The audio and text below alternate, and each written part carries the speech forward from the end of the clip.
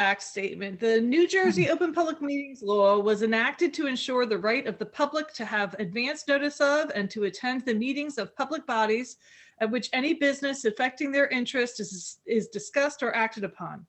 In accordance with the provisions of the Act, the Board of Education has caused notice of this meeting to be published by having the date, time, and place thereof posted at the Augusta, Branchville, and Sussex post offices, and notices sent to the New Jersey Herald, the Advertiser North, and the clerk of the boroughs of Branchville and Sussex, and the townships of Frankfort, Lafayette, and Wantage. Mission statement. High Point Regional High School, in partnership with staff, family, and community, is dedicated to the quest for individual excellence. By fostering high standards of achievement, we prepare students to become responsible and productive members of a diverse society. Thank you. Can we have a roll call, please, Ms. Palichek? Absolutely. Mrs. Anderson? You're muted. I see. Mr. Klein? Present. Ms. Nugent? Here. Ms. Smith? Here. Mr. Carrazza? Present. Ms. Tadona? Here. Mr. Kehoe? Present. Mr. Arnold? Here. Mr. Dunn? Here. We have a quorum. Excellent. So next, we're going to proceed to executive session. A motion will be made that the High Point Regional High School Board of Education will enter executive session to provide an update on negotiations, legal, and personnel items which are exempt from public participation pursuant to New Jersey Public Laws 1975, Chapter 231, Open Public Meetings Act. Any discussions held by the board which need not remain confidential will be made public when appropriate. Meetings of the executive session will not be disclosed until the need for confidentiality no longer exists. The board will reconvene in public session virtually at the conclusion of the executive session. It is not anticipated that any action will be taken. And for the public's knowledge, we expect to be back approximately 7 p.m. So I make that motion. I have a second. Second. All in favor? Aye. Aye. Any opposed? None opposed? Okay. Motion Enter carried. executive session.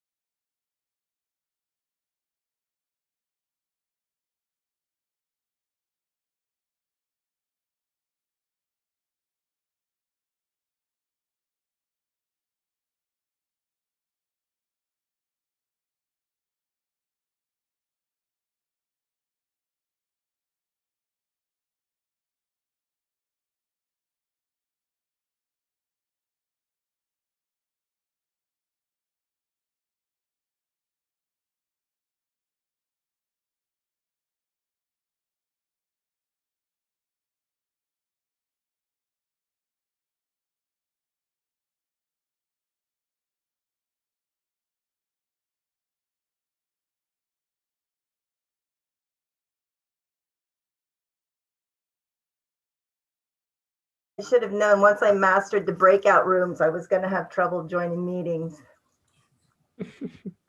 Yeah, but you're Fran. Okay. Yeah, you have friends. Oh yeah, how did I become Fran? Well, that's a lucky thing. You can do Yeah. whatever you want. I can rename you here. Make it like let me see. Okay, so we There was a are, leprechaun name thing on. yep. Okay, so we are all set. You could name me Jarhead. I'll be okay with that. Yeah. Do a military thing for the night.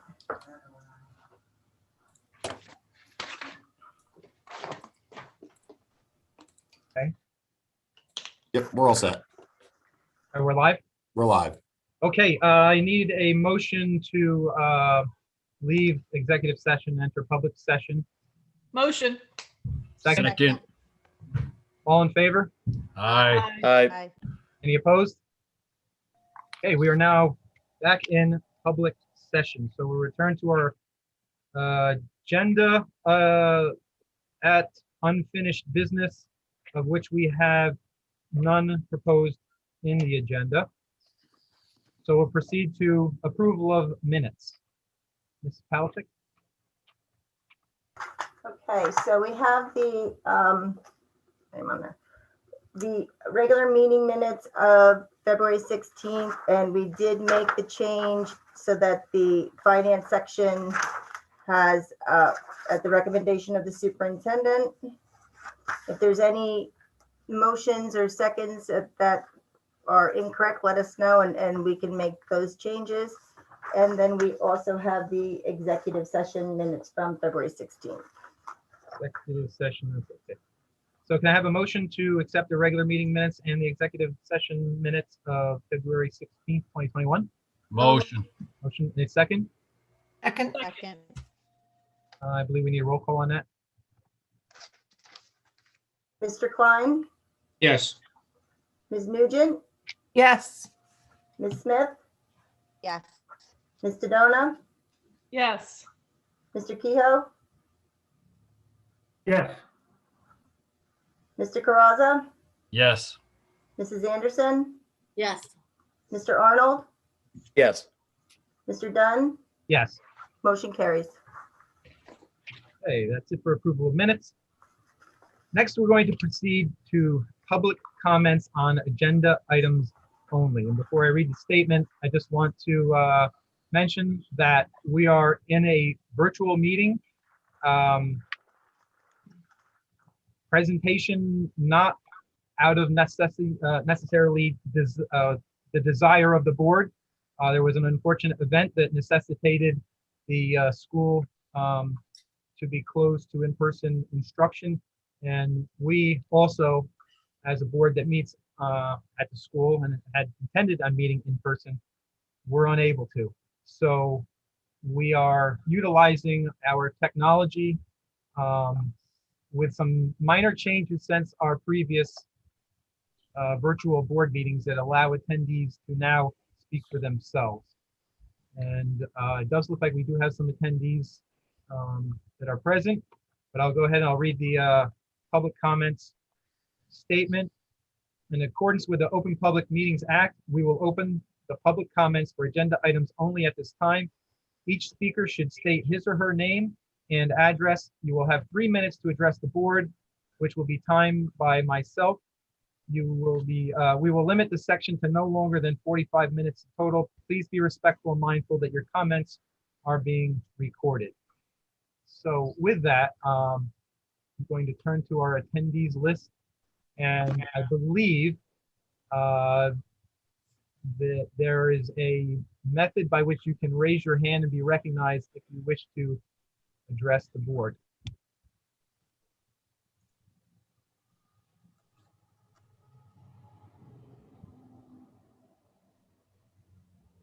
And I'll give that a couple of minutes to see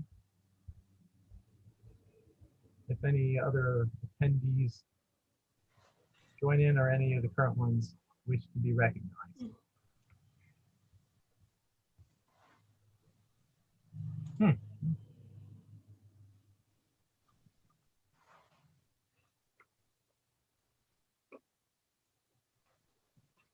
Does not appear so. So just for reference, there will be a second public comment session later on in the evening, open, not restricted to agenda items. So may I have a motion to close the first public comment session? Motion. Second, Second. all in favor? Aye. Aye. Any opposed? Okay, we have closed the public comment session. We now proceed to presentations. First presentation on the agenda is student council. And I don't happen to see that our student council Speaker of the House is present.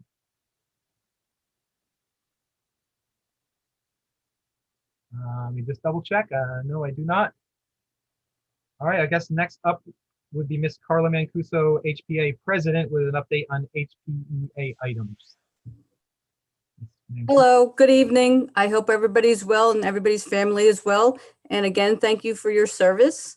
I want to commend everybody that is here.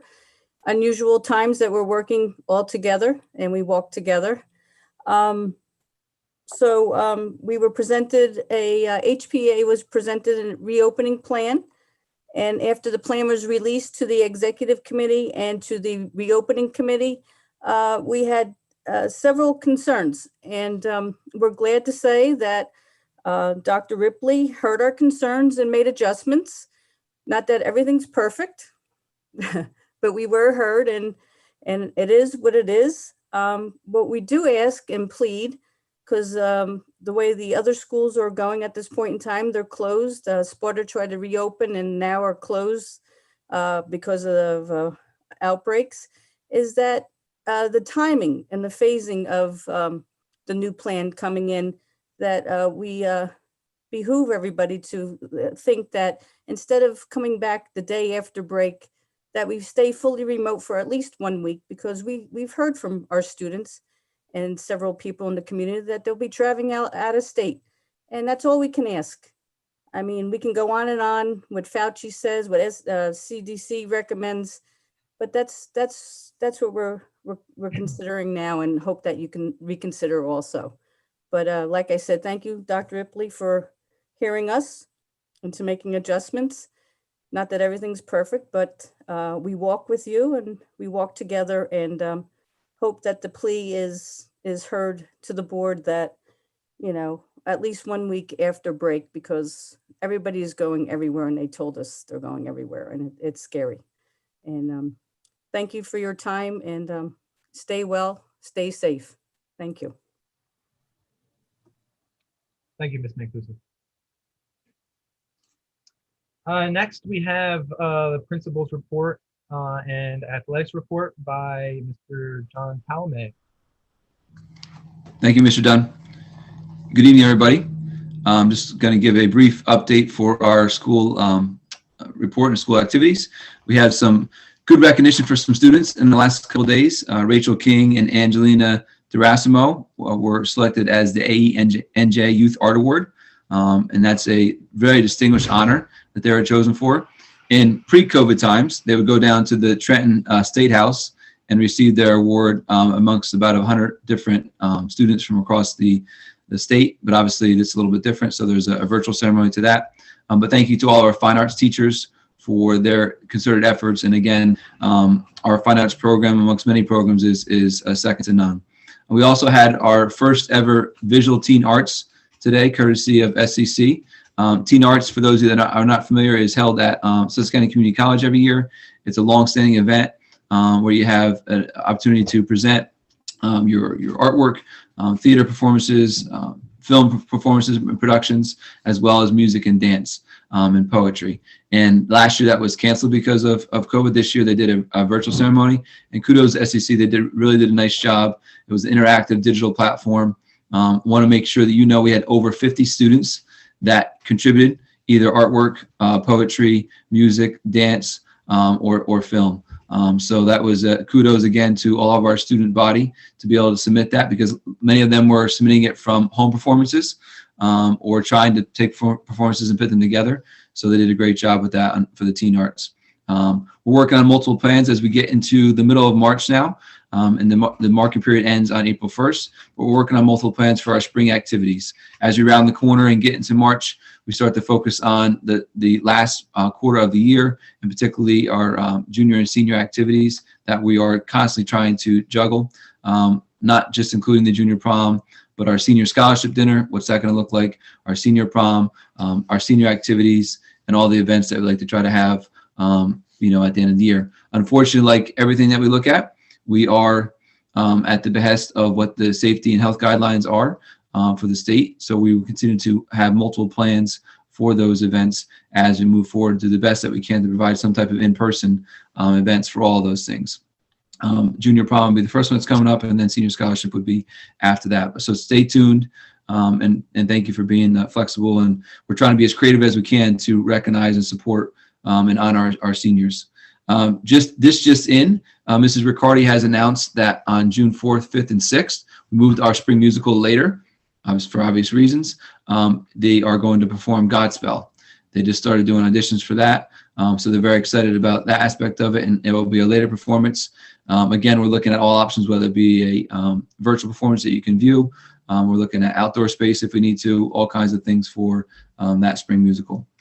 And of course, as Ms. Mancuso was talking about, everyone is working and planning forward for the April 12th at this point discussion of the full day schedule. So everybody's working and planning towards that and figuring out logistics along the way to make sure we provide as a safe and healthy environment as we can for our staff and students, like we try to do all along from September on, with the help and support of our staff, like Ms. Mancuso talked about. We also had a fantastic 8th grade virtual open house last month. That was our first ever. Hopefully we don't have to do that again. But we had over 100 participants. That was awesome. 8th grade parents and students participating. It really was well received and well done from the feedback that we got from the parents. And that goes kudos to our technology team, Dan Yardley, who's behind the scenes to make those things happen. Mrs. Jacqueline, Mrs. Lembo, Mr. Campbell, Dr. Ripley, Mr. Diodino, Mrs. LeDuc Young, Mr. Fenlon, Mr. Drellick.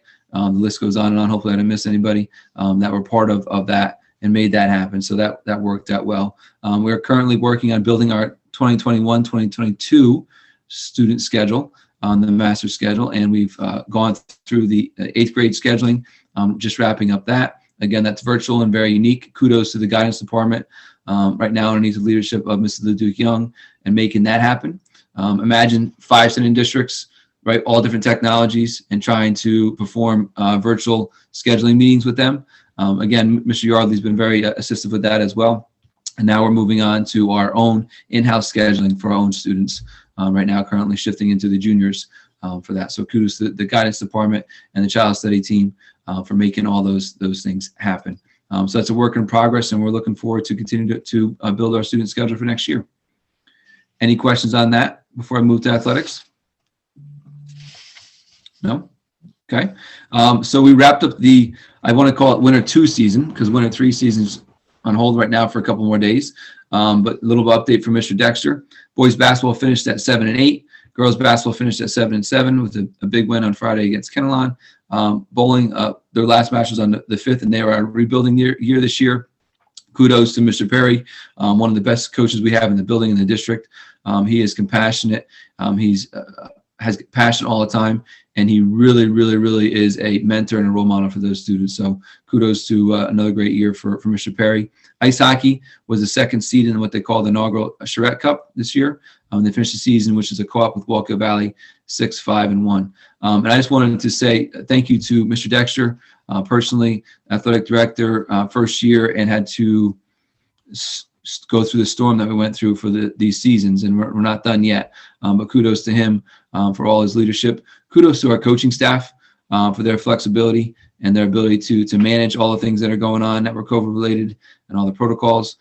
Kudos to our athletic trainer, Mr. Meyer, for keeping us healthy and safe along the ways. And kudos to our players because they really bought into the idea and the concept of just getting better every day, having fun, because taking the blessing that you have in front of you and staying healthy. And that really got us through that season. So we're very appreciative of that. I also like to say thank you to the security staff, because they helped us a lot as we worked through spectators and things like that as well. So kudos to them and thank you. It was truly a team effort. We did have a Pretty in Pink event in a mini version for those of you that have seen the last 10 years. But it was very exciting, and they're still looking at how much was raised, but last it was over $7,000 or $8,000 that was brought in about a week's time. So you're talking about people want to come together for something. Again, that was under the leadership of Mr. Dexter, with a lot of community and parents and family support and to get that done. The athletes of the week for March 6th were Leia Ruvo for basketball and Liam Thibodeau for basketball as well. So both of those were for basketball. And season 3, which is the wrestling season, and also volleyball and swimming continues for a little bit longer, started. And we're getting ready to start again on hopefully on Monday as that starts back up, as that's the 3rd winter season that the NJSA has put in place. There will be some overlap between spring sports in that season as well. And don't forget that girls volleyball actually got moved from the fall to this winter. A lot of that's my dog. A lot of movement going on with that. I have. Any questions on athletics? Hey, well, unrelated, John, I was just wondering if you could encourage student council to come to the next board meeting, because I'm sure I would love to hear from a student talk within one of these meetings, and I'm sure the other board members would too. Yes, we can work on that, Mr. Klein, to see if there's a way that they can participate virtually as well. Thank you. Yep, you got it. Thank you, everybody. Thank you, Mr. Talman. Thank you. Next up, we have Mr. Seamus Campbell present to the board on matters related to curriculum and instruction. Good evening, folks. Great to see everyone. I am going to attempt to share my screen here. Hopefully it's seamless. Mr. Dunn, can you see that? Yes. All right. America's most beautiful campus. The spring is coming, the winter is thawing, and we are ready to roll. I'm excited to announce that in April, we're going to have 2 professional development days focused on helping teachers develop some tools to guide students through difficult conversations about tough topics. If you think about the world we live in, students need to engage in sensitive conversations on political and cultural topics. And we have an in-house expert, Mrs. Mimi Fenlon, and we have 2 gentlemen from Monmouth University, Dr. Ken Coons and Dr. Jason Fitzgerald. Dr. Coons presented to our staff last year and was well received, and we're looking forward to that PD session. All staff members will be invited to participate in some of their workshops. I hope that next month we can present a summer academy plan. The administration is quite busy planning a lot of things, but we are looking ahead to the summer. And whether it's credit recovery, counseling, wellness, or enrichment, there's been a loss this year. There's been a loss of liveliness and learning. And we hope that this summer we can have some programs that jumpstart that passion and get us back to heading into September in a good place. We're actively applying for some grant money right now that could help support all or most of the cost of some of those summer programs. A couple items related to assessments. Last week, SATs were postponed due to COVID. They will be hosted here on March 27th. 95 students are signed up to take it. And I want to thank our staff because it's a large undertaking to administer this test to 100 students. From Jim Rice, our security officer, to teachers who on a minute's notice sign up and help. It's a team effort, so I want to thank them for their support. I also want to thank Mrs. Beth Walton and Ms. Jessica Briggs, because we now have our schedule set of more than 400 assessments being administered in 25 subjects over a 3-week period. There's a tremendous amount of planning and organization, but this is an annual experience that students are passionate about and teachers are passionate about. And we think it will provide students with a meaningful activity to plan for and to work towards, and to hopefully continue to experience success. Today we were asked to upload to Trenton a profile of the assessments that we have given in-house. And the DOE was quite clear. The reason they're asking us for information about our own assessments is they want to use that as part of their appeal for a waiver to the Federal Department of Education. And we're hoping that state testing, we hope they decide soon. Right now, we have no official word from Trenton whether we will or won't have it. So the big item of tonight on my presentation. Yesterday, Dr. Ripley shared with the community a letter. Mr. Talame shared it with the students, and it had a lot of information about the full day schedule we plan to implement on April 12th. In the past 2 weeks, these 35 staff members met 3 times with the administration, and I want to thank them for their time and for their feedback. We want to make clear that our goal for expanding in-person instruction is social and emotional wellness. Typically, academics is first. This year, student wellness, mental health, emotional growth, etc., is our priority, and we believe that more time interacting with peers in person will support that. Let's just do a quick flashback to a year ago. With almost no notice, we broadcast live to the community and to the classrooms here at High Point on Friday the 13th that we were shutting down. We didn't know if it would be 2 days or 2 weeks. It has been 12 months and we have not been back together as a school family or community since. And we hope that the day when we can return to what things looked like on the 13th is soon, but it's been an incredible year. Our teachers and our students pivoted seamlessly to a remote schedule. I think for our teachers, it was the professional challenge of their lives, and they answered the bell incredibly. We planned, we met, we collaborated, we had surveys and task force, dozens of people, input from medical professionals, legal experts, teachers, staff, schools around the community, etc. And I'm proud to be a member of this 12-person group that at first met 7 days a week and now meets about 4 days a week, but hundreds of hours of planning and preparation to be able to guide the district through whatever issue emerges. In September, we used our hybrid schedule, which was brand new. It wasn't perfect. 3 weeks later, we pivoted and we had a closure due to cases. In December, we rolled out a full-time remote schedule to support students with a better schedule when we do pivot to remote. In January, we invited parents to choose yet a third option. 2 days a week, fully virtual, which we're required to provide as an option, and a new option of 4 days a week. And many students began to join us 4 days a week. Again, we had to pivot for 2 days in January to remote learning.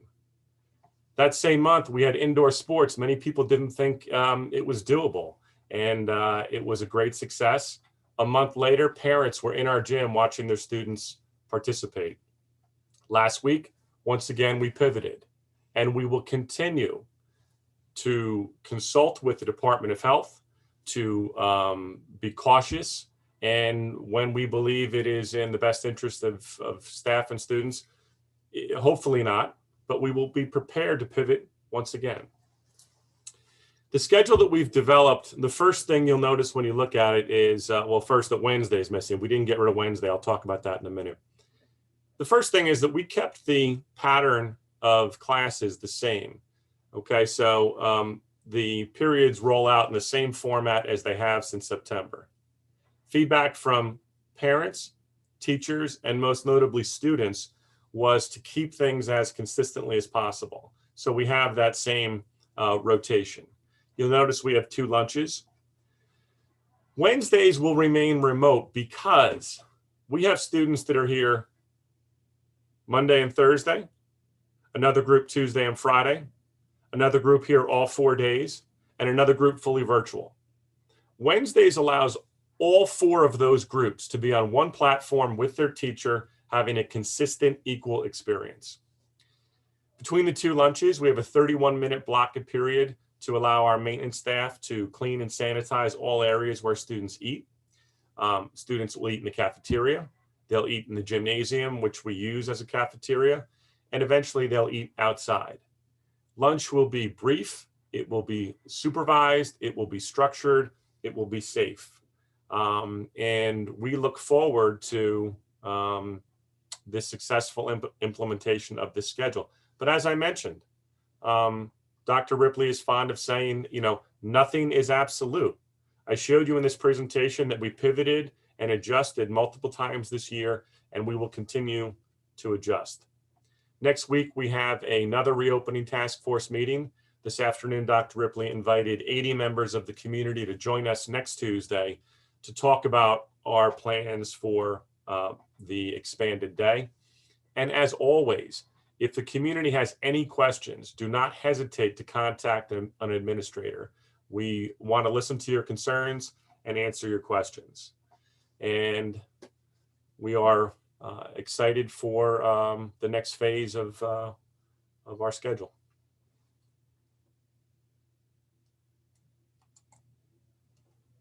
And Thank you, Mr. Campbell. Any questions for I Shannon? was just gonna say, and a nice springy picture on your screen. Looking forward to that. Ms. Jessica Briggs is an avid walker and photographer. So she'll give it to us. She's when it's there. she's compiling quite an album of High Point pictures. Any other questions or comments? If not, I think that concludes our presentations. Thanks again, Mr. Campbell. My pleasure. Thank you. So we'll proceed to other business. First up is a COVID-19 update, I believe, from Dr. Ripley. Yes, thank you. I guess Mr. Campbell gave us quite a bit of an update on that himself. So we did receive information last week. I was notified by the Department of Health that we needed to close through the 21st, as you've all been made aware, and it's sent out to all the parents, students, the staff, the board, and the community, also via our webpage and social media outlets. This was not discretionary. We didn't have a choice. Unfortunately, it was very difficult to have to come to that conclusion, I'm sure, but that's what they informed us of, and you don't want to have that to happen. So although we were disappointed, we're prepared to come back on the 22nd, and hopefully we have no more required closures. So I would like to reiterate to our community and to all stakeholders that your vigilance in maintaining the protocols as established by the CDC, the New Jersey Department of Health, the Sussex County Department of Health, and all the documents that I have sent over the last year, which are many. If you go to our webpage, all of those are listed. Heretofore, we've now had 57 confirmed positive cases, which sounds like a lot, but that's over 12 months. And so I'm not mitigating those 57. Please do not misunderstand my intent, but we wish it was zero. But we're hopeful that that continues to, we have seen a bit of an uptick in the last 2 weeks. The week prior, we had dropped back into the color-coded level of yellow, red being the highest, then orange, then yellow, then green. We dipped back into orange this past week, barely, and we're hoping we go back to yellow. Restrictions are eased in yellow. I think the state at large has moved towards mostly yellow, but in our region, which includes Passaic and Warren, and I believe Morris County, we are in orange. So the risk remains technically high. We're hoping again that it will recede to some degree, but that requires everyone's buy-in to adherence to the guidelines so that we can ensure that we stay open for our community. It is in the best interest of our students and the best interest of our community for them to be able to access their building. So we're hopeful that that we can all adhere to those guidelines so we're good to go and kids can play athletics and get outside and be a part of all the fabulous things going on at school. So Mr. Campbell apprised you of our anticipated schedule, which was communicated to the community yesterday, And then we have a large meeting with multiple stakeholder groups, community groups on next week, I believe. So that's where we're at now. And if you have any questions, let me know. Thank And you. I've got a question about social distancing. Mhm. In your letter, February 24th, it said there will be certain times where they will not be able to social distance. Where will that take place? There will be very few, but it is likely that there will be a couple, but very, very few. We're working on mitigation of that. Classrooms where there may be a desk or two or three or four that are unable to be 6 feet apart. The CDC is currently in discussions, to my knowledge, of reducing the social distancing distance from 6 to 3 feet. So we're hopeful that that guidance comes out prior to April 12th, so that doesn't become an issue whatsoever, because no one will be within 3 feet. But there will be occasions in certain classrooms where they will be. However, all other protocols will remain in place. All students will be required to face in the same direction. Masks will be worn, and sanitization will be ongoing. And so we're complying with the guidelines presented to us, and that's the occasion. If it does become a problem that we find is in need of remediation, we will utilize perhaps the auditorium for any class that we find to be, too many kids within the 6 feet distance. But yes, that will likely occur at least once or twice during the day, yes. Will barriers be provided, or are they classes that can have barriers, or they're not conducive to that? We will not have barriers. It is not a requirement. The guidelines stipulate that in lieu of barriers, all students will be facing the same direction. So that is how we are going to manage that situation, given the guidelines in place by the CDC and the DOH. Okay, thank you. Any other questions for Dr. Ripley? Oh, also, I'm sorry. We will also be, because it is the fourth marking period, and thankfully the weather will cooperate with us and it will be warmer, we will be opening windows to ensure increased ventilation. So that will be a mitigating factor as well. And Dr. Ripley, classes could also side if appropriate, right? Absolutely. Absolutely. As will lunches be provided. Will be provided the opportunity to be outside when weather cooperates.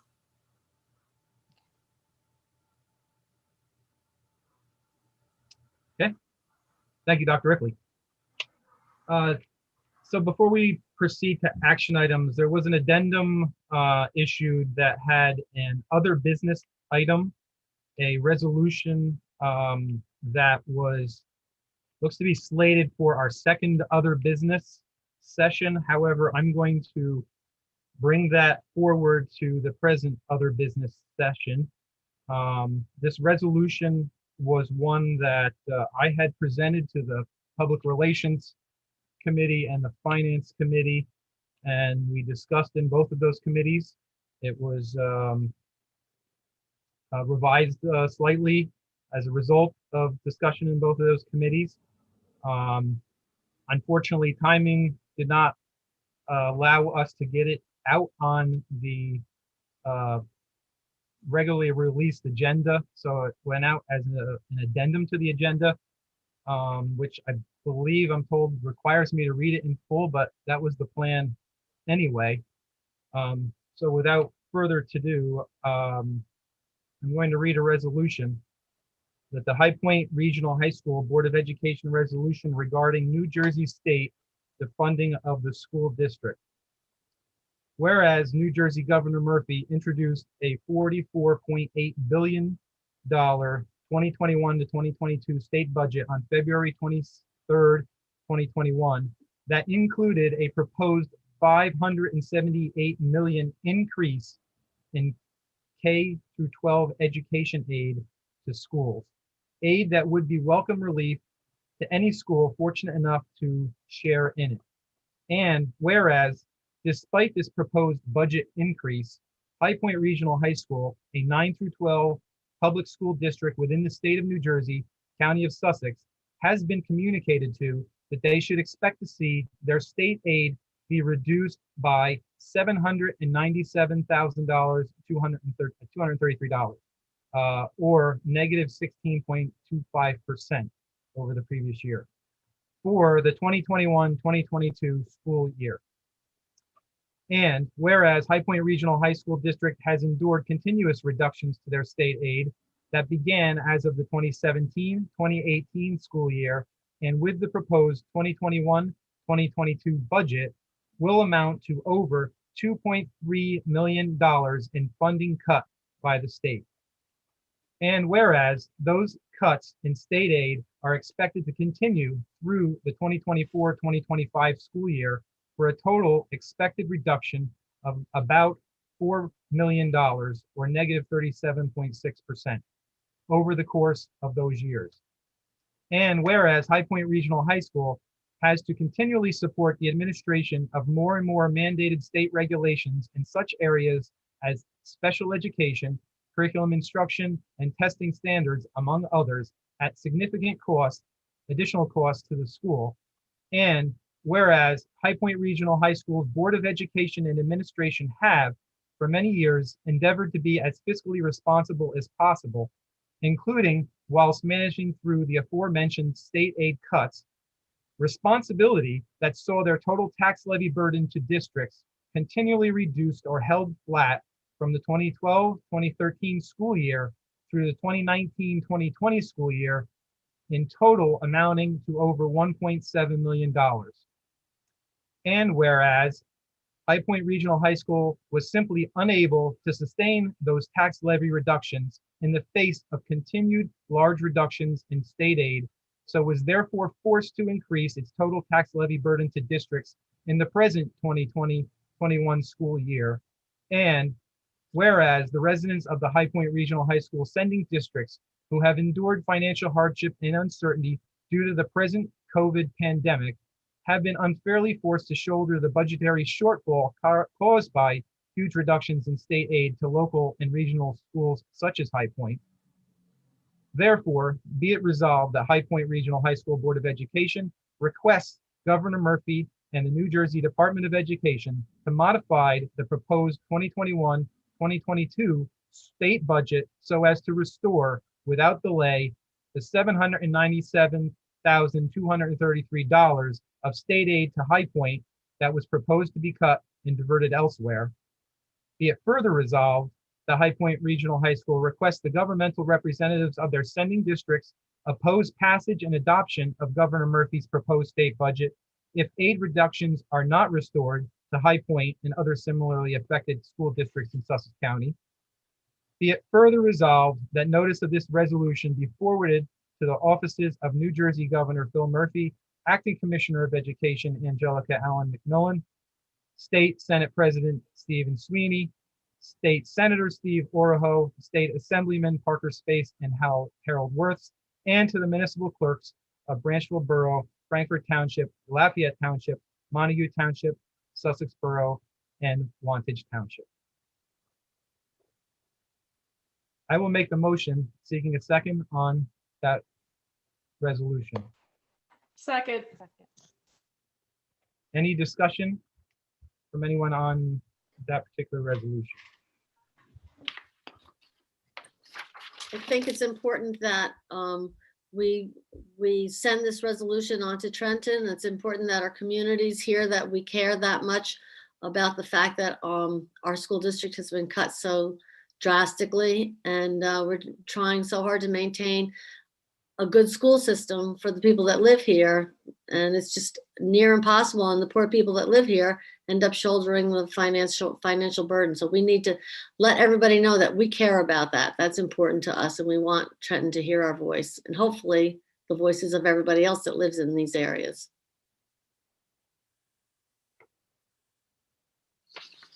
Any other comments or discussion? If not, could we proceed to a roll call vote on the acceptance of that resolution? Absolutely. Ms. Tadona? Yes. Ms. Smith? Yes. Mr. Kehoe, Yes. Ms. Nugent, Yes. Mrs. Anderson, Yes. Mr. Klein, Yes. Mr. Caraza, Yes. Mr. Arnold, Yes. Mr. Dunn, Yes. motion carries. Okay, that aside, we're going to now continue to action items. First up is curriculum, instruction, and technology. Ms. Smith, how's your microphone sound? Hopefully it's okay. Can you guys hear me? Okay. little faint. All right. So for what? The That's better. so action items. Okay. For curriculum, instruction, technology, action item A1, it's just recognizing that the faculty attendance rate is 97.8%. I know that doesn't seem like a big deal, but kudos to our staff. We appreciate them. Student attendance rate for February is 94.7%. And then, of course, recognition of the enclosed is the copy of suspension report for February. Then I'm going to move items 4 through 6 together. Recommended that we approve the harassment, intimidation, and bullying report as attached. Recognize that there are no curricular or co-curricular field trips, and approve the professional development activities as attached on the roster. I make a motion seeking a second. Second. Discussion.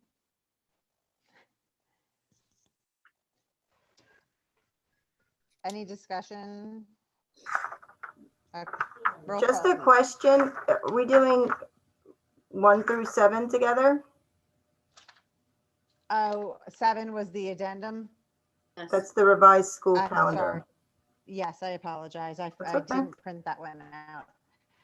So yes, the approving the revised school calendar as was later attached. Okay, Ms. So- Tadona, will you will you second the modification of the motion? Yes, I second the modification of the motion for 7. Yep.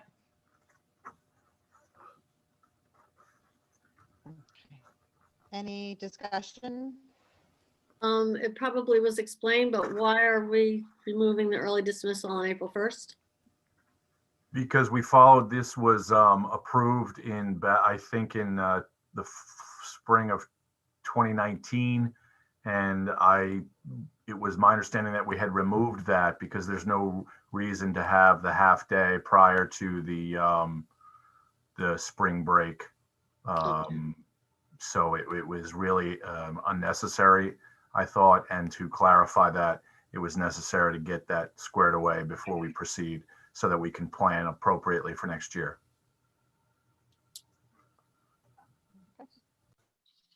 Roll call. Mr. Kehoe? Yes. Thank you. Ms. Tadona? Yes. Mrs. Anderson? Yes. Mr. Klein? Yes. Ms. Nugent? Yes. Mr. Caraza? Yes. Mr. Arnold? Yes.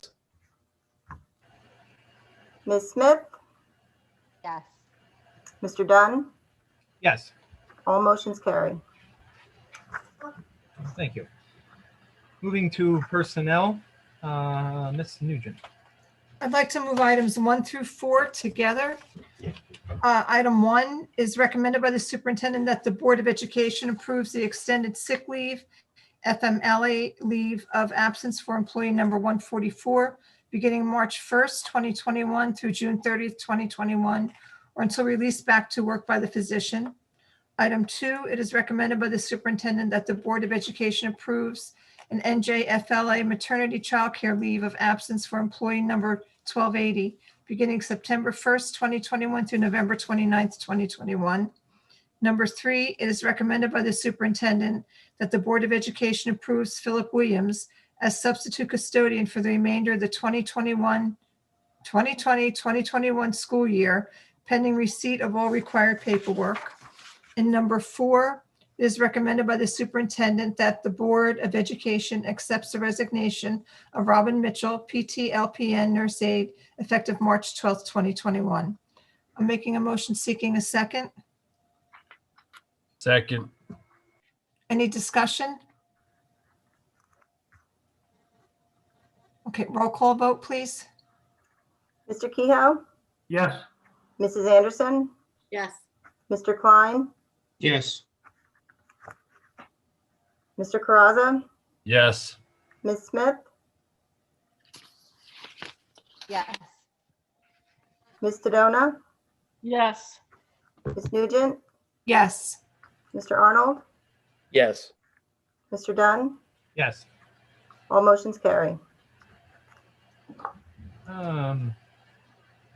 Mr. Arnold, can I ask you to take care of the one item in extracurricular? Sure. I will move item number 1. It is recommended by the superintendent that the Board of Education accepts the resignation of David Rupert as assistant boys soccer coach effective for the 2021-2022 school year. Make a motion seeking a second. Second. Any discussion? I would just like to say that Mr. Rupert is a long time soccer coach who has demonstrated his love for the sport, for our students, and for the community. And he has had a significant impact on those groups. And we're thankful to have him be such a member of that group for so long. And we're pleased that he's remained as an educator at High Point. Thank you. I happen to know from my dealings with Mr. Rupert in the youth soccer realm that he may be leaving as a soccer coach for High Point, but he still is not losing the title of coach of a soccer team. Good luck to him. Anybody else? Okay, roll call, please. Ms. Smith, Mr. Caraza, Yes. Mrs. Anderson, Yes. Mr. Kehoe, Yes. Ms. Sedona, Yes. Ms. Nugent, Yes. Mr. Klein, Yes. Mr. Arnold, Yes. Mr. Dunn, Yes. motion carried. Okay, we go back to Ms. Nugent for policy items, which Oh, boy. Extensive. I'd like to move items 1 through 3 under policy. Please be patient with me as I go through. There's a lengthy list of policies.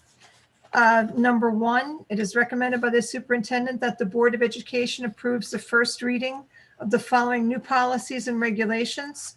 Policy 1643, family leave. Regulations 7425, lead testing of water in schools.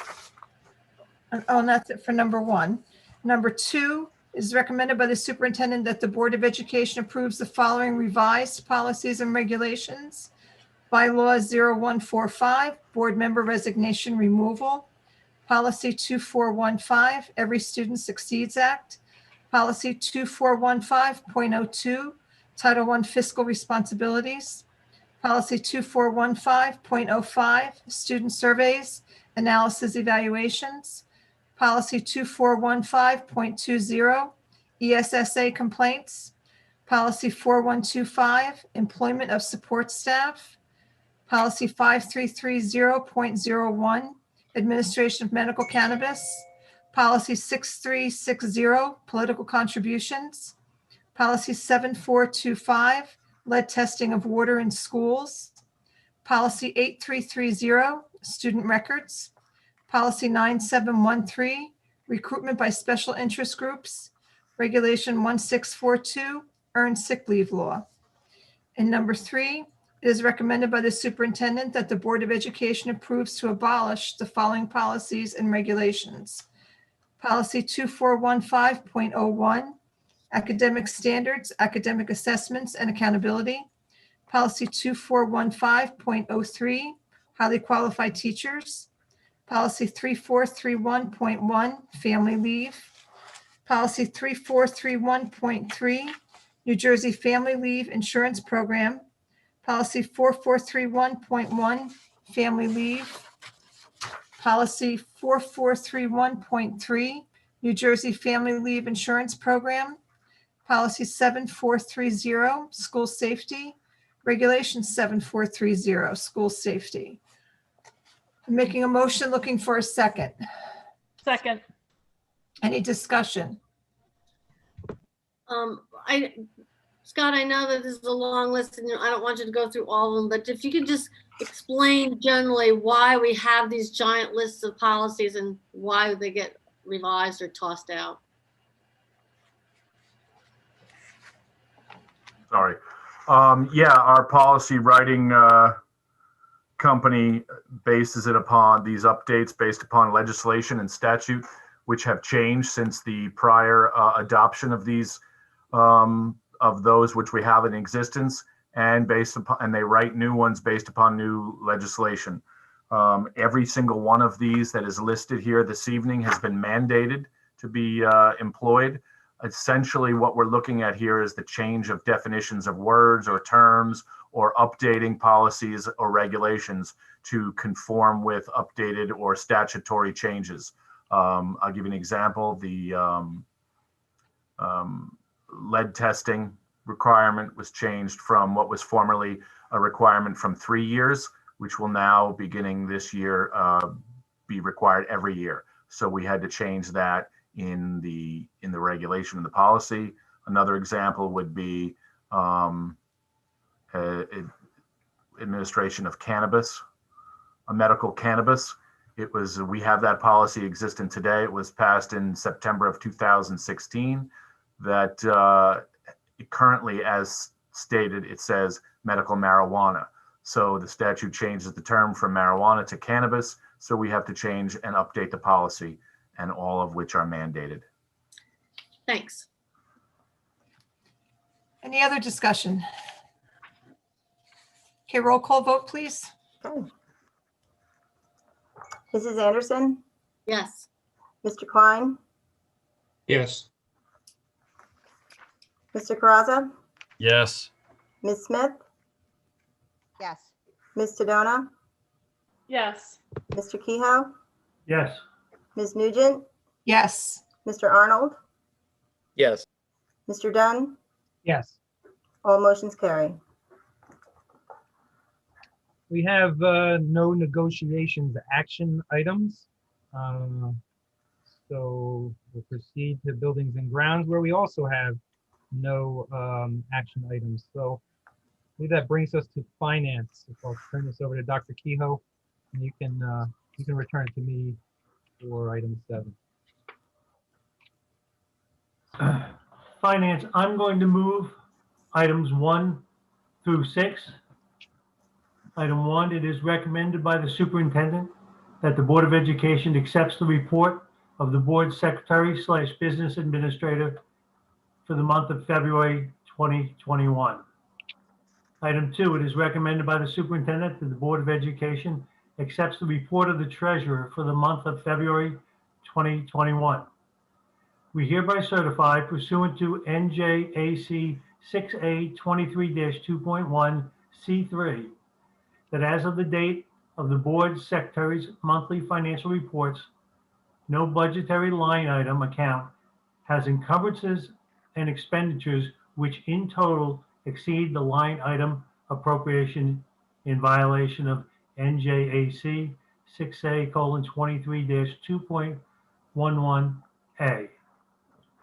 Item 3, it is recommended by the superintendent that the Board of Education approves the report of transfers and the minimum expense transfer report for the month of February 2021. Item 4, it is recommended by the superintendent that the Board of Education approves for payment the attached schedule of audited bills dated March 16th, 2021. Item 5, it is recommended by the superintendent that the Board of Education accepts the adult education agency account, athletic account, cafeteria account, principal's petty cash account, scholarship account, school store account, and student activities for the month of February 2021. And item 6, it is recommended by the superintendent that the Board of Education approves removing the attached list of old outstanding checks in the net pay account, and the monies be moved back to the general fund account. These checks are between 2 to 3 years old. Attachment G6. Do I have a second? Second. Do we have any discussion? Seeing no discussion, do we have a roll call, please? Absolutely. Mrs. Anderson, Yes. Mr. Klein, Yes. Ms. Nugent, Yes. Mr. Graza, Yes. Ms. Smith, Yes. Ms. Tadona, Yes. Mr. Kehoe, Yes. Mr. Arnold, Yes.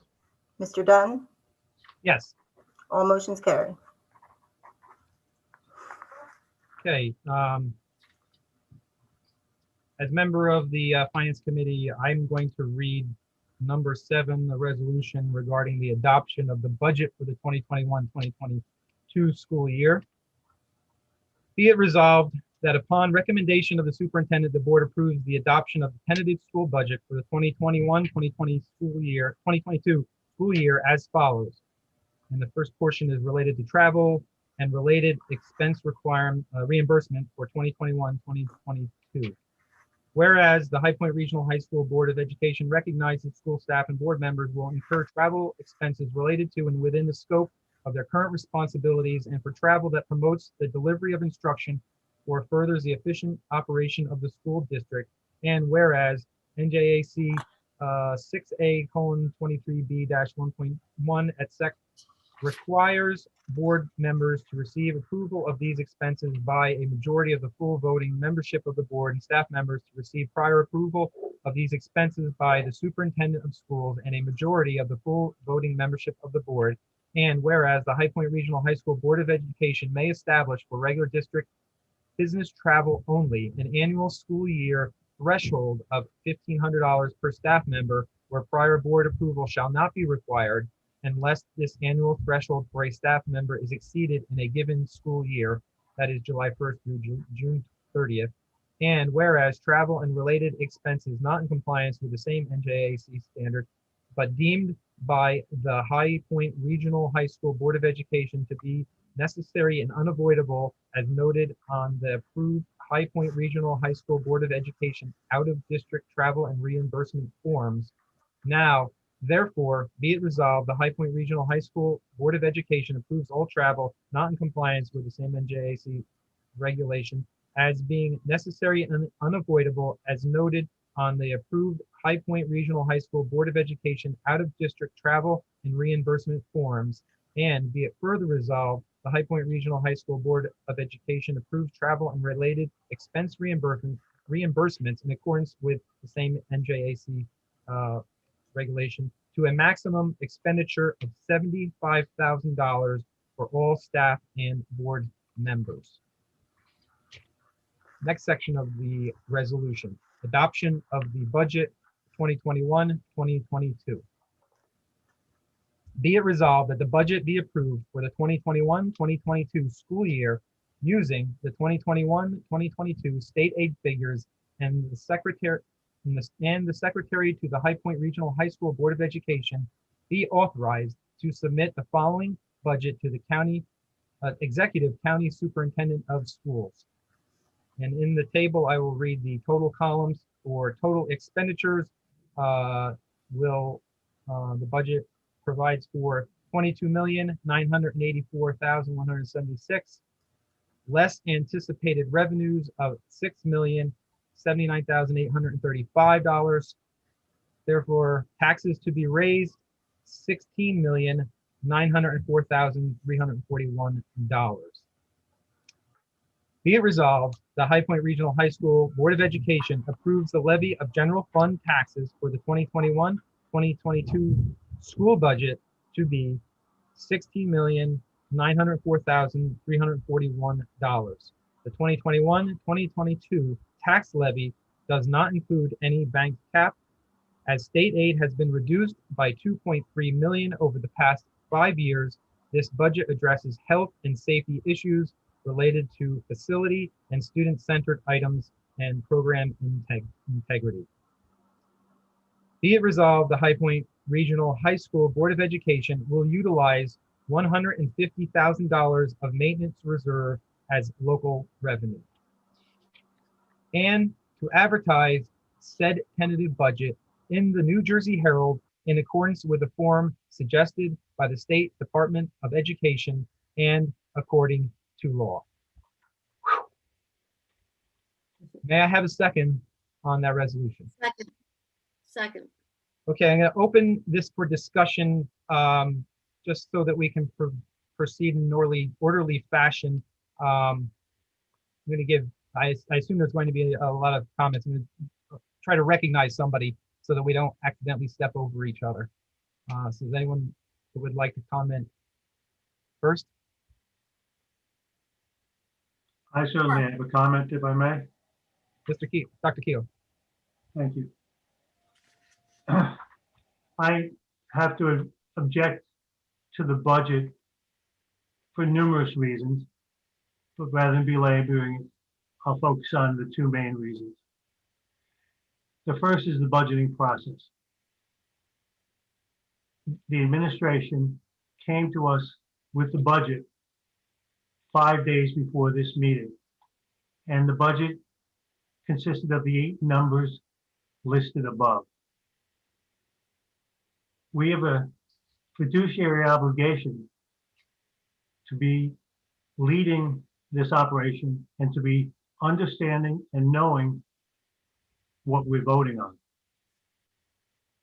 There's no way anybody can vote to approve this budget saying they know what's involved in the budget. The only thing you know is the maximum 2% was grabbed and the maintenance reserve was grabbed. In dealing with other boards around the state, I've been told the Finance Committee works with up to 6 months intensively with the administration developing the budget. We got 8 numbers presented to us 5 days ago. Which leads me, and I want to address my second point, I apologize. The second point is I supported and voted for a 15% increase in the tax levy a year ago. I felt compelled to support it because there were specific needs that needed to be addressed. One of the justifications, a need that we were told that needed to be addressed, was the maintenance reserve, which had been dwindled down to less than $1,000. We were told it clearly needed to be replenished. That was one of the specific reasons presented last year for the 14% increase. Now, a year later, with no change in circumstances, we suddenly can totally deplete that reserve and take it into our operating budget. Somebody might tell you that, oh, don't worry, it'll be limited to only reimbursing maintenance expenses. Well, you have to suspend disbelief to believe that. It's just going to become part of the revenue and used to as operating funds. When I asked what was the increase in maintenance costs that made it compelling to absorb all 150,000 in the maintenance reserve, I was told by the VA that maintenance costs are going to go up 4,000 in next year's budget from this year. So for a $4,000 increase, we're grabbing all the money in the maintenance reserve. How did we fund the maintenance expenses last year? I would not have supported last year's budget if I knew it was a ruse just to get money. To quote one of our board members, who was very honest in discussing last year's budget in the last meeting, that board member said, the money was there, so we grabbed it. That's what's happening again in this budget. Based on my loss of faith in the leadership of the administration and total lack of knowledge of the budget, I can't support it. How could I vote for something that hasn't been explained? You probably will hear other board members tell you how the funds are desperately needed. When you hear that, ask yourself two questions. How do they know that since they have absolutely no knowledge of the budget? And two, are these the same people who told you last year the maintenance reserve needed to be replenished? Thank you, Mr. Dunn. Anyone else like to be recognized for comments on? Smith. So I understand Mr. Kehoe's concerns. However, I'm a little confused by your comment about the committee being involved, because it is not our job as board members to micromanage or to even be involved in the detailed budgetary process. I have worked in many school districts and have been involved in the budget in several of them. And, you know, just to put it out there, I pulled the frequently asked questions from the NJSBA website, and it says the school board has a dual role: to represent the concerns of the citizens, taxpayers, and parents to the school administrators, and to represent the needs of the students and school districts to the citizens, taxpayers, and parents of the community. The school board does not operate the district on a day-to-day basis. That is the job of the superintendent, who is the district's chief executive.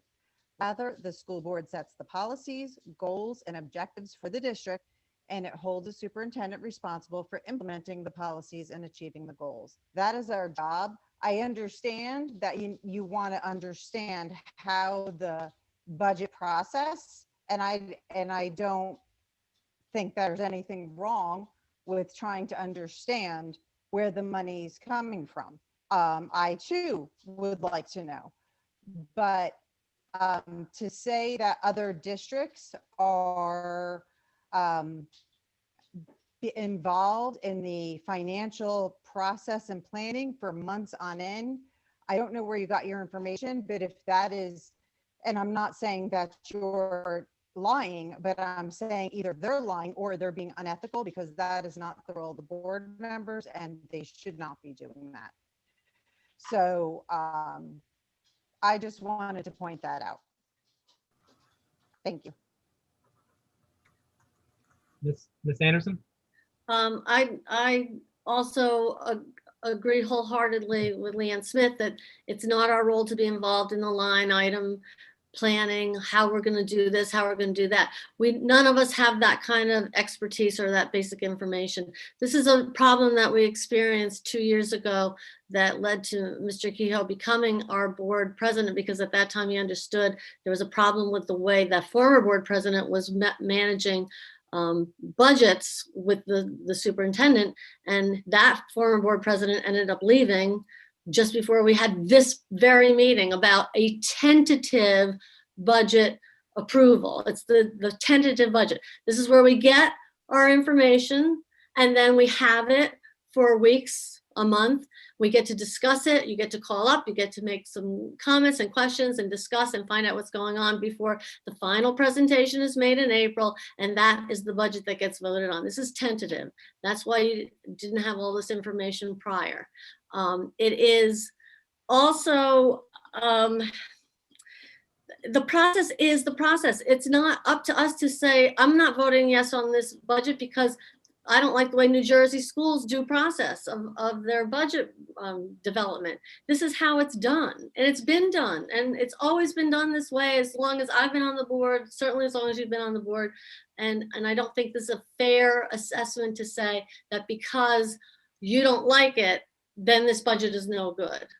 And then finally, I just want to say that I have the utmost faith in our administration, both Dr. Ripley and Ms. Palasek in developing this budget. They are consummate professionals. They know what this district needs to run smoothly, to give our students the best education, to give our community a decent school district in light of the crazy cuts that we have received in the last 3 years. So I think they've done a magnificent job.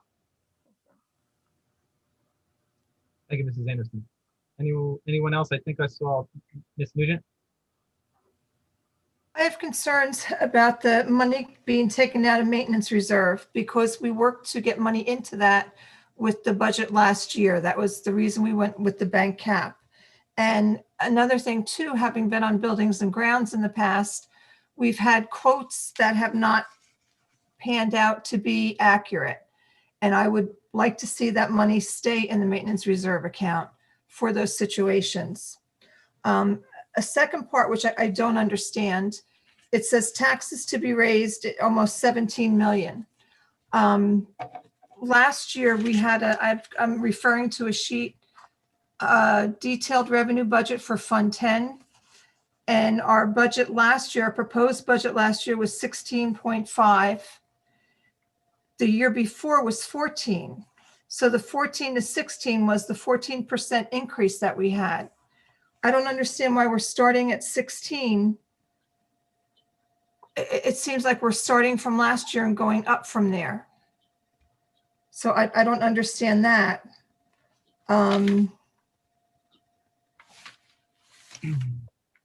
Yeah, that's about it. Could I ask either Dr. Ripley or Ms. Palachuk to answer the first part of that, her questions? So the first part, and I've heard the question a few times, mirrored a few times. So the use of the 150,000, absolutely, we need to ensure that we have funds in our reserve. And I'm actually very grateful that the board last year did put that money in, because with all the expenses we've had to incur for COVID and changes in our learning environment, we have really needed extra. The reason that there is only a smaller increase with the maintenance costs is because we are receiving some ESSER funds, which I have reduced, that we've determined that we're not supplanting our budget. They are items that we need in addition to what we normally and routinely would use. So by able to use this 150,000 in that reserve account, where we can keep the tax levy at a allowable level and still maintain our facilities and make sure that they are safe for our students and our teachers. So there is an increase. The numbers on the budget do not reflect everything, but we are grateful and very lucky to have additional money from the ESSER, which is specifically designed for the COVID, for sanitizing, air quality, and they are for items that are above and beyond the routine. And just to clarify, by statute and rules, and it's included in our CAFR, our Comprehensive Annual Financial Audit, this money has to be utilized for maintenance, regardless of a difference of opinion. It is, and it is very important to me and Dr. Ripley and our professional reputations that is exactly where that money will be used for. There should be no doubt about that. The second, the buildings and grounds, those quotes, there were a lot of quotes that came in and they were all over for HVAC. They ran the gamut in cost. So we still are looking to utilize and gain. We're told that there could be additional money coming. I haven't seen anything concrete yet that we could look for specifically for air quality to address the HVAC needs, but that's definitely something that we would be looking at. The detail from last year, when the board makes a decision on the budget, that tax levy for that year, that becomes the base for the next year. I discussed this with the county executive business administrator. That's their starting block. That is the point we are when whatever increase we have, or if it's whatever change is made, that is the base for the next year. The previous actions, when you go through the software, they do not take that into consideration. It's where the approved budget of the previous year, that is your base for your tax levy, and our tax levy off of that number is 2%. I'm going to attempt to answer the other question, but first I'm going to ask if Mr. Yardley can try to monitor some of the question and answers, and if we have to remove participants. Anyway, Ms. Nugent, you mentioned the tax levy numbers, and I confirm your numbers match ones that I understand, as they went from 14,537,446 in 2019-2020 to 16,572,883 in 2021, which was the increase of 14% Right. to the tax levy, utilizing the bank cap in the previous year.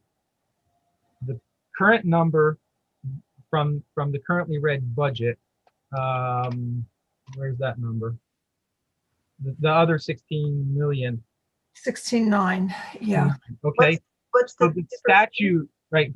Yeah, and please correct me if I misrepresent this. The statute, as it is written and adopted, I believe it's PL 2011, Chapter 31, 30. I don't know. It's something similar to that. Provides for the allowance of 2% increase over the previous year. It doesn't make any stipulation about what the foundation development of that tax levy was. It provides for the ability of boards to increase up to a 2% cap. We are not using any bank cap. We have none available as part of this particular budget, but the 2% number is based upon the previous year, and that amount then can be added to the previous year to arrive at the current year. Anything incorrect with that? That's correct. I was under the impression that last year, the 14% was a one-time deal, was a one-time fee. And what I'm interpreting it now is it's built into the budget. No, so of that 14%, 2% was what we were permitted to use Right. as part of the normal statute. 12% was what is called bank cap because it was percentage that we had not used in the prior, is it 5 years or 3 years? 3. 3 years. That I understand. I do get the bank cap. Okay. It took a while, So but that's how that 14% was arrived at. But Once, okay. once we get to the new tax levy number, that's, I mean, we don't go back years to come to a new number. The statute, what I'm trying to stress is we're trying to work within the realms of a statute that was written by lawmakers that are not educators, to conduct the understanding of our budget. So that is where that number came from, the increase to the tax levy. So for when the budget is passed for this year, the number that we have for this year, 16,904,341, that's the base for next year. And each year, that's how it moves forward. And that is the process of the budget preparation.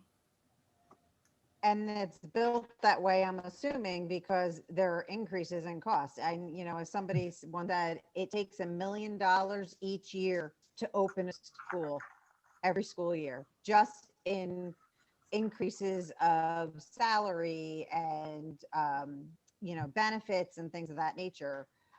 In all the contracts, prices go up. So we have, and that 2% does not cover the increase. But my question is, for the maintenance reserve, could I hold off? Could I just make sure that everybody else has an opportunity to talk first, and then we'll come back around and continue the discussion as necessary. So Ms. Nugent, I'm not sure if you were complete. I just need to verify that 12% bank cap is built into this budget. Yes. And we were told it was only going to be a 1-year thing. No, that's the only time that bank cap can be used. So that is once it was used, you can't use it again. So that is a one time. But it's still in our budget. The amount is still in our budget. So we start with a new slate with the beginning of the new year. last year when we started with the 14 million, or excuse me, yeah, last year when we started with 14,537,000 from the previous year, we didn't, at that particular time, didn't question what was the composition of that particular tax levy. It was the baseline from which we proceeded, again, according to statute, which allowed us 2% plus the 12% that was banked. Okay, then the new number that we've arrived at, slate is clean. That is the tax levy from which we proceed. We could opt to go in any direction. And I'll have comments about that later of my own, but the baseline was always going to be $16,572,883 from the previous year. There's no way for us to change that and follow the statute correctly. So that 12% is going to be in here Well, moving forward. Patty, the only way to get rid of that is to drop our budget by 12%. We can't do that. realize that percentages are elusive things, Right. and it's only relative to some other number. A percentage change means it's the current versus a previous. To state that there's a baked in, it is, I particularly think it's misleading. Are there amounts that were in that tax levy that I don't know. I mean, the 12% is not necessarily present there in a 12%. Again, I would argue that if the percentage can be very misleading. We need to look at it in that we're starting from a baseline that is established by statute, how much we are permitted to increase, and that is a threshold. Can I make another analogy? I don't know if it's a good one or not. Yes, so just I want to make sure, and I'm sorry I step in because I have some moderating rights. If Ms. Nugent is finished, I'll move on to you, Mr. Don. I'm finished. Okay, go ahead. It was just an analogy to maybe help understand that. Like, just like anybody gets an increase in salary, then if you're going to get a percentage increase of that salary, it's based on that salary. My salary never goes down unless they're making a cut in the salary. But everybody's salary always gets a percentage interest. And in a way, the tax levy is a salary for the school. That this is what their operating cost is then. And yes, it can go up or it can go down, but yeah, so it always used that as a base, but your salary was always the same. It's just what percentage of an increase were you going to get on your salary? So I don't know. That's a good one. Okay, good. It made sense. Okay. All Um, right. I'm done. There is an opportunity for a couple other board members if you'd like to speak. Yeah, I'll speak for a second. All right, Mr. Klein. I just want to say, just because you're allowed to take 2% doesn't mean you need to take 2%, especially after a year that 14% was taken.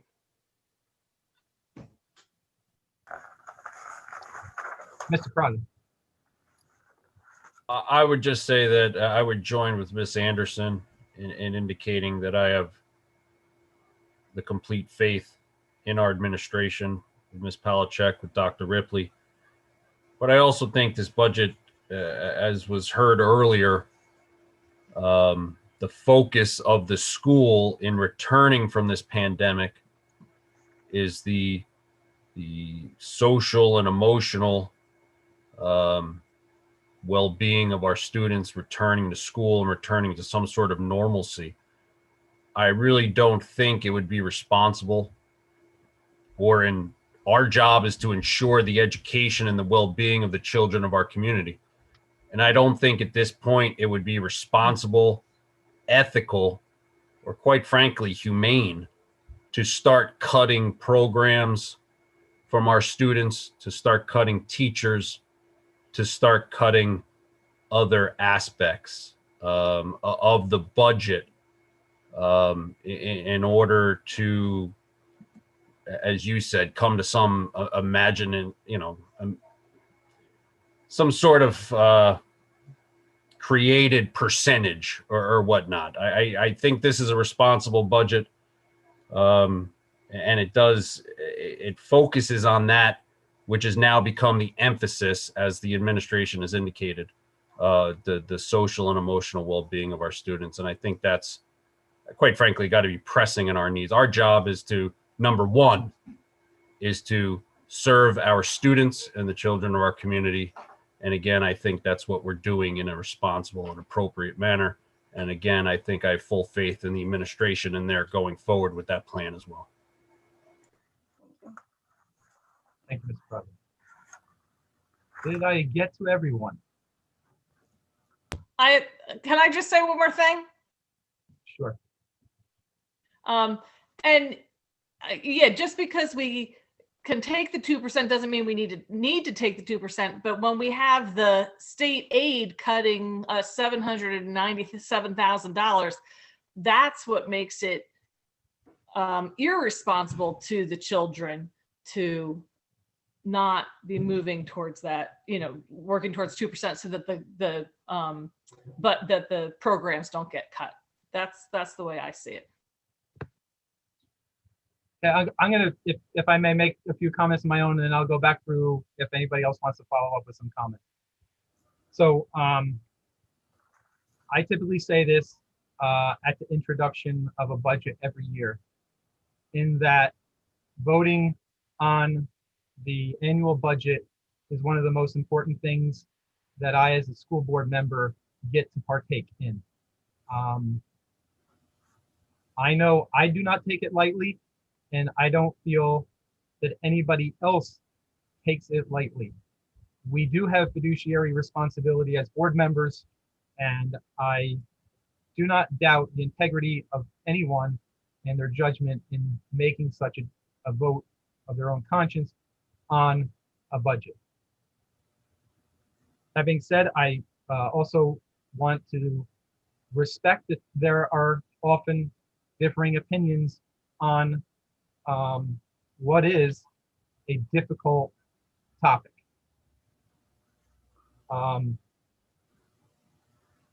There are a couple of numbers that are important and I think are overriding in the understanding of this budget.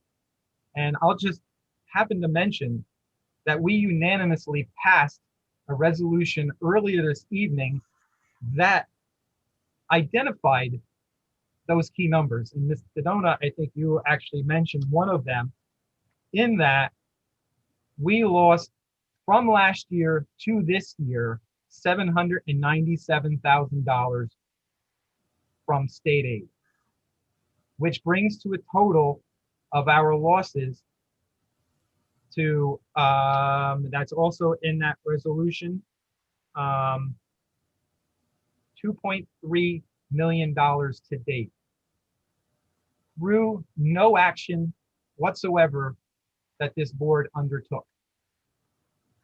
My feeling is the current budget is a first do no harm budget. We have to somehow manage through the external factors that are incurred upon us.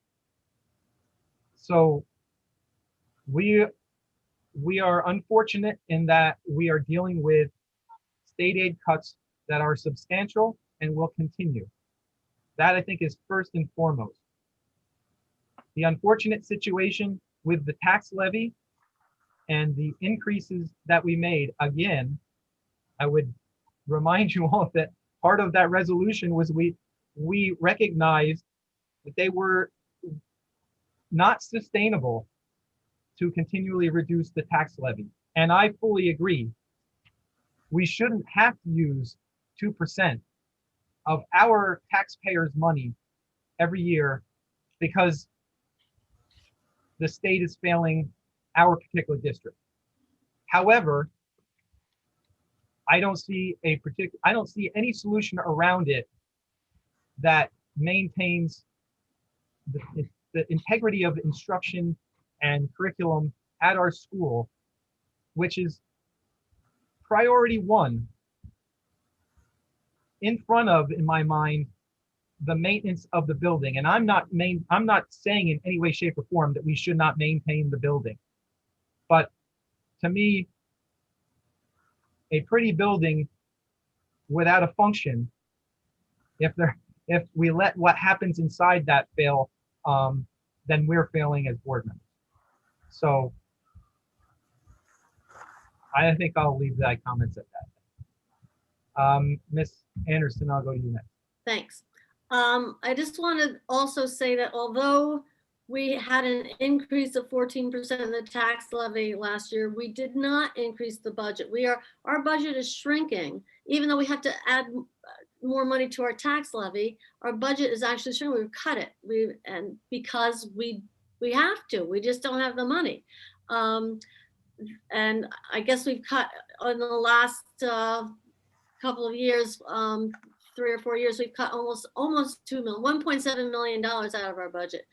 And it's just, we're being fiscally responsible as much as it feels like we're asking for too much money from the community.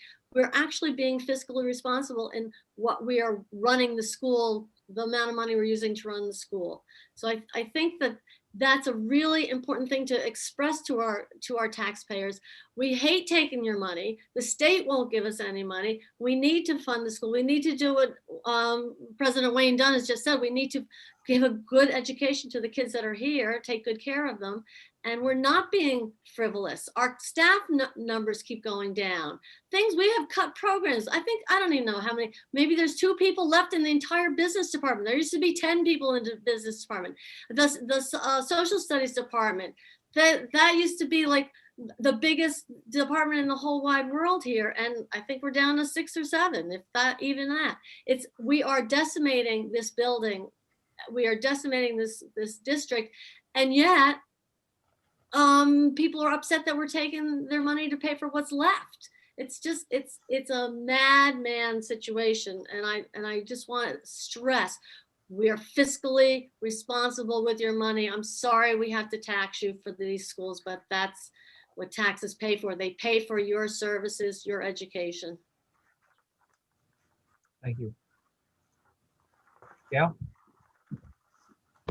I wanted to just piggyback off of what Mrs. Anderson said, that High Point continues to lose staff, and High Point continues to lose staff positions this year, even with taking the 2% because of the $797,000 that was reduced in state aid. So it's not taking it and plumping things up. It's just trying to keep a little bit of what is there because there are reductions going on. Wayne, a couple things were said about my comments, if I may respond to them briefly. One, Ms. Smith said she doesn't think I'm lying, and I appreciate that. But the people who made the comment didn't know what they were talking about. People who made the comment, I'm part of the County Leadership Committee of the New Jersey School Board, which encompasses 30 to 40 longtime school board members from around the state, and it's run by the New Jersey School Board and moderated by the president of the school board, a very long-term school board member. So these were recognized board members run by the president of the New Jersey School Board discussing how they budget their different school districts. And the presentation had 2 business administrators in there, and there was actually one business administrator who made the comment that the finance committee was more like a budget committee, or was misnamed. It should be a budget committee because they spend more time on helping with the budget than they do on all of the finance issues. With regard to Ms. Anderson's comment that I'm not voting for it because I don't like it, I don't know it. I don't know if I can like it or not. How can I see 8 numbers 5 days before the committee and say I like it or dislike it? It's in an emergency being rushed through and not giving us an opportunity to do anything, to know anything. So I never said I dislike it. I said I don't know it. And then finally,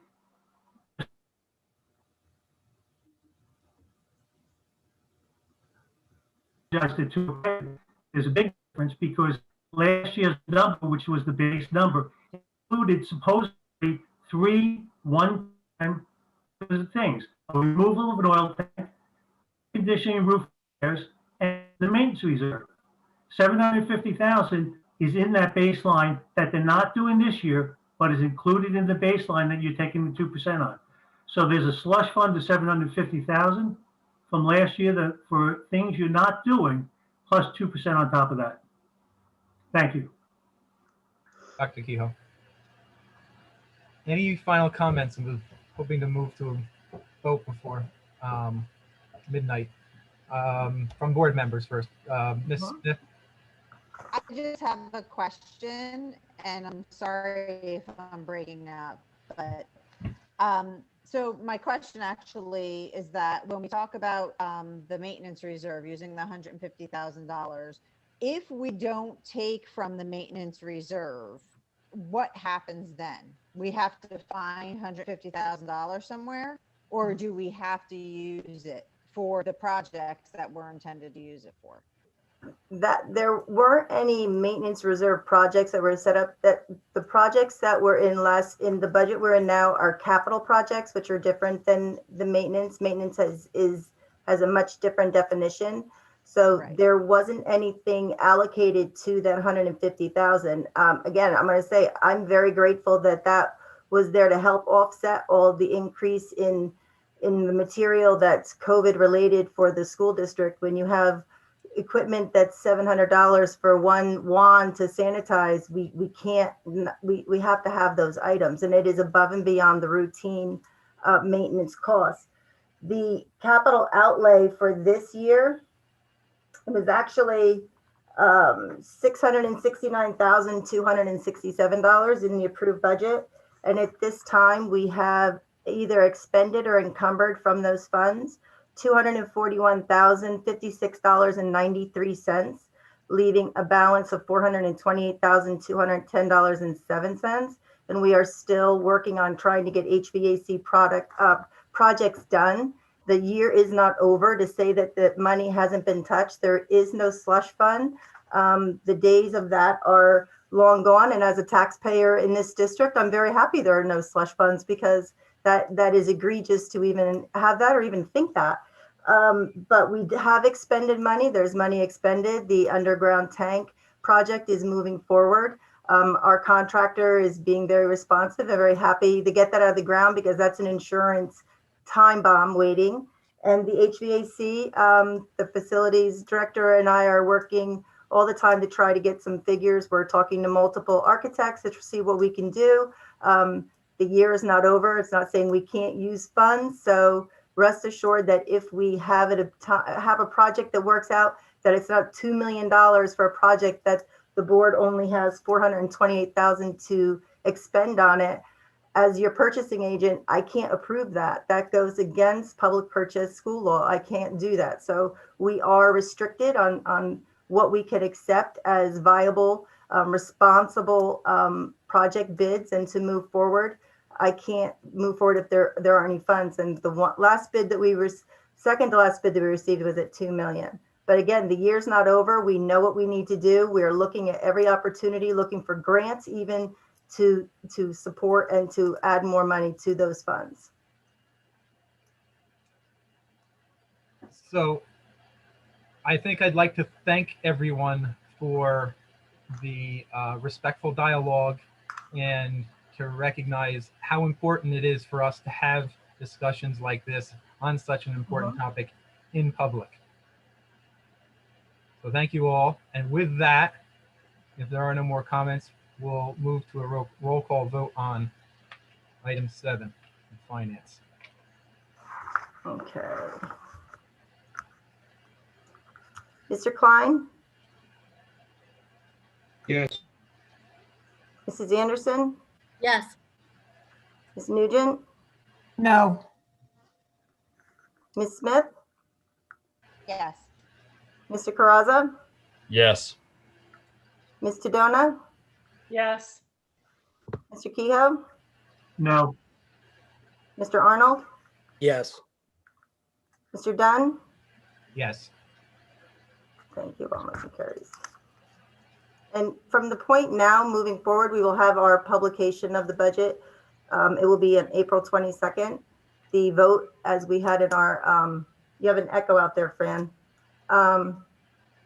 We will have the budget hearing on the 27th, and between now and then, we will definitely be having discussions and conversations on what we have and what we can do with what we have. And just as a final note, the 2015-16 budget was actually $513,212 more than the budget that you just passed tentatively. And that's from 2015-16. Just for context on that. Thank you. I've got a question. Could I just, Well, we've actually moved on. Is it a question related to that motion? I'm just wondering if there's going to be budget presentations to the townships Yes. this year? Yeah, can we, yes, can we cover that in non-committee board member reports? Ms. Nugent? We'll cover it a little later on section. Sure. I think it's good that, let's, I wasn't sure where it belonged. Last action item group, I believe, is transportation. I'm going to turn over to Mr. Carrazza. At this point, I'd move items 1 through 4 together. Item number 1 is recommended that the board approve and authorize the award of routes to the lowest bidder for transportation for the 2020-21 school year as listed. Item number 2, it is recommended that the board approve and authorize the execution of contracts to the lowest bidder for the 2020-21 and 2020-21 and 2021-22 school year as listed. Item number 3, it is recommended that the board approve and authorize the execution of the joint transportation agreement for the remainder of the 2020-21 school year as listed. And item number 4, it is recommended that the board approve and authorize the execution of the joint transportation agreement for the remainder of the 2020-21 school year as listed. I make the motion. I'm looking for a second. Second? Is there any discussion on any of those 4 items? Seeing none, I'd ask for a roll call. Mr. Kehoe, Yes. Ms. Tadona, Yes.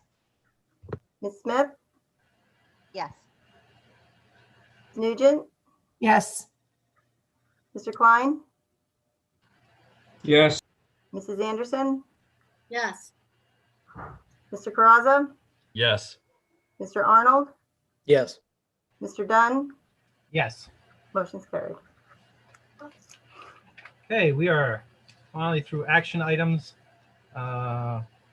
Proceed to correspondence. We did have a letter that arrived from Eric and Elizabeth Schumann regarding expanded in-person instruction that I'm sorry if I'm springing on this on you, Ms. Palachek, but if you happen to have that in front of you, could we read that into the record? Let me look at my additions. I did try to find it in my inbox and I was not. I had all the financial stuff on top. Yeah.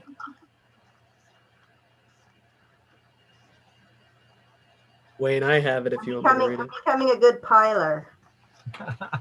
Well, Mr. Arnold, if you would do us the honor then. I found it. Oh. We've spoken enough, Tina. Let Spencer. All right. Dear members of the High Point Regional High School Board of Education, we want to thank you for your service to our school, particularly during the challenges presented to our community over the last year. We have 3 children currently attending High Point, and they have all benefited from the recent expanded reopening during the current marking period. We have already written to Dr. Ripley, and we are now writing to you as our wanted representatives to request your support and leadership concerning opening the high school for in-person learning 5 full days a week starting April 12th, if not before. Students have already experienced a gradual expansion of in-person learning during the third marking period, and it is time for our children to return to school 5 days per week. Continuing a designated virtual Wednesday for the sake of continuity each week is unnecessary and unwelcome. Other schools in the county will be opening 5 full days a week, and we want High Point to be doing that as well. Please consider this request. Sincerely, Eric and Elizabeth Schumann. Thank you. Wayne, Yes. I'm sorry to interrupt you. I received 2 letters from Mr. Getler, both of them short. May I read them into the record? They were directed to you, not to the board office? Yes, unfortunately. Forwarded to the. I would forward it on, but just got them, so I can forward them and they can be read next month, or you want to read them now, whichever. My question is, it was directed to the board in its entirety, not to you as a particular board member. I don't want to read something. I don't know. I assumed it was sent to me as a board member. I'll forward it up to the business office. You can evaluate it and make a determination for next month. I think that's fair. Okay. We'll do that.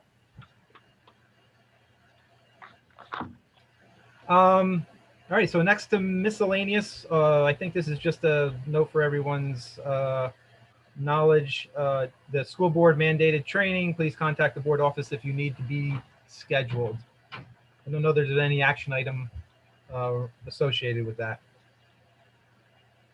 So we then move to the second session of public comments for the evening. Same rules apply as for the first session. I am still only seeing 2 attendees from what appears to be a public attendees, or at least ones that are visible. There may be others that are observing but would not wish to be identified as speakers.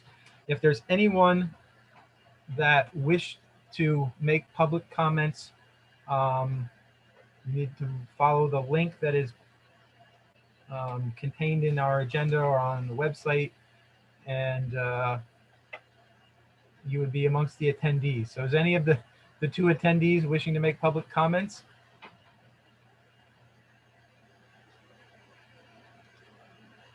You don't see any hands raised.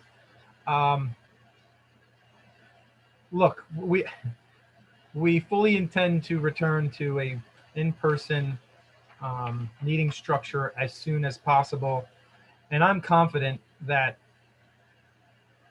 the this particular meeting would have been better attended if that were the case, because the importance of the topics that we covered tonight. And I'm stalling for a little time just to make sure that nobody shows up in the public comment session. It does not look like there were any public comments tonight. So with that, I'd like to make a motion to close the second public comment session. May I have a motion? A second? Second. All in favor? Aye. Aye. Aye. No opposed? Great. So then we move to non-committee board member reports and comments. And Ms. Nugent, you had something that I think is appropriate for here. Okay, thank you. I just wanted to know if there would be the budget presentation to the township committees. I have emailed all administrators, our town council leadership, to request that we be able to present at some point prior to our public hearing of the budget on April 27th. If that cannot be arranged, I'm sure we can arrange it after that. But all 5 sending districts have been notified that the board has tentatively approved the budget, and we are prepared to present at their next meeting or a meeting in the next when we can arrange it. Okay, Scott, could you copy me on the ones that you sent to Lafayette? Sure, I sent it in it. Could you copy me on the ones that you sent to Lafayette, the emails? Right, I sent them all to as a bulk email to all 5 townships at once, but I'll forward you that right now. Okay, and then any correspondence with Lafayette, please copy me on. Okay. Thank you. As I had said, I had been communicating with Lafayette and Branchville regarding this matter, and I stated to them that I look forward to presenting, but I thought it most appropriate to reach out to them immediately following the board's tentative vote, because I wanted to make sure that if the board was disinclined to approve the tentative vote, I did not know that it was appropriate to move forward yet with a presentation. So out of respect for this board, I waited until the board approved that. So I did send it since the board approved the tentative budget, Okay. even though I've been communicating with them prior to tonight. And Dr. Ripley, are we prepared to present that in either a virtual format or in person?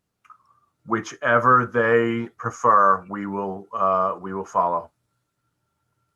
And Dr. Ripley, did your request inform the sending districts, the municipalities, that we have a statutory deadline to pass our budget, and that we, obviously we can't delay our vote, that if they wanted information before we vote, that we have a statutory deadline at the end of April?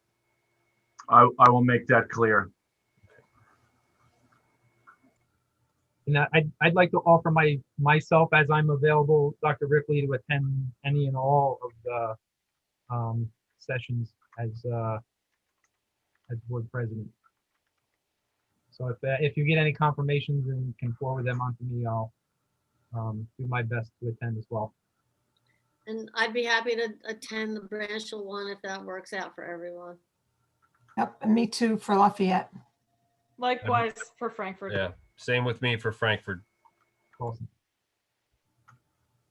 Were there any other non-committee board member reports or comments?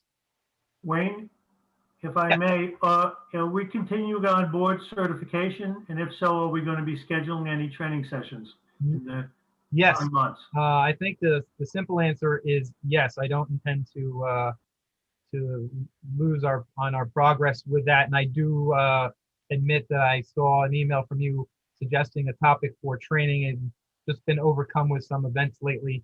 I think that is a particularly good topic, and we'll ask our field rep, Ms. Hellewa, if we can schedule some training. In my experience, your schedule fills up pretty quickly, so you have to give some advance notice.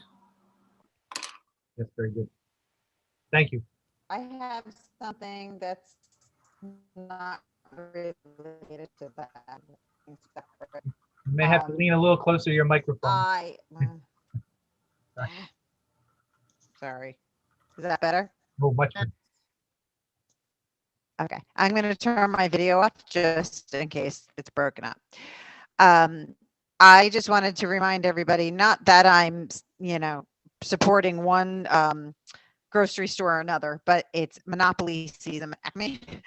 And one of the great things about the Monopoly tickets is you do get free items on those. And those free items, a lot of the times, might not be the brand name or something that you use. However, if you save all the free items and you turn them in and you get those items, all you have to do is pay taxes on them. But that's a great way to donate these items to the food bank. So if you have, if you're not inclined to purchase Acme brand, mac and cheese, I can assure you there's somebody that would greatly appreciate that. So if you have the time and energy, as I know it takes a lot, to go through your coupons and you get some free items, please consider purchasing those items or, the taxes for those items and donating them to the High Point Food Bank. Thank you. That's all. Thank you. I'm Mr. sorry Dunn- to interrupt. I'm sorry to interrupt. I know this is not my place, but I've been getting text messages that people can't comment. So I don't know what's going on. I don't want to get involved. I'm just letting you know I'm getting that. They needed to join the meet. I had a few people join the Zoom meeting, and then they would come out. We're not the YouTube channel is not under comment. It's on the Zoom. They have to join the Zoom meeting. The Zoom meeting. Okay. Yes, that was posted on the website and on the YouTube page. Okay, thank you. Sorry. Sorry. Hang up. Yeah, I mean, I guess that's unfortunate, but I'm just we're saying, you're we're a texting few minutes me, away I from don't know. returning a meeting. It would have helped if we heard that sooner and could have reacted. Okay, thank you. I'm sorry. Were there any other board member reports or comments? Mr. Dunn, I just actually had a question for Ms. Palachek. I know that our financial disclosure forms are due soon. I was wondering if she could just remind me what the date of that is. I think it's April 30th. It is, okay. For I'm similar sorry. to you, I think I mistakenly deleted the email, so I just wanted to make sure it wasn't, I had time. It's going to be in April because their system failed beyond failed. So Okay. I will reach out to them to see if we can get you another email so that they can give you that link. And just a reminder, when anybody does that for income, if it's your own, when it says the person puts self, they really want that word or they'll kick it back. Thank you. I don't believe we had any Oprah requests, so the item under other business doesn't really need to be addressed. Hey, wait, I got one comment. I think it's important that we mention the young man that passed away last week. Obviously he was a up and coming community member, part of the fire department, and I just put myself in that position, and it's just such a horrible thing. And I know there's a viewing tonight and a funeral tomorrow for him, and I think we should all keep that all the families involved in our hearts and prayers. Absolutely. Thank you, Mr. Klein.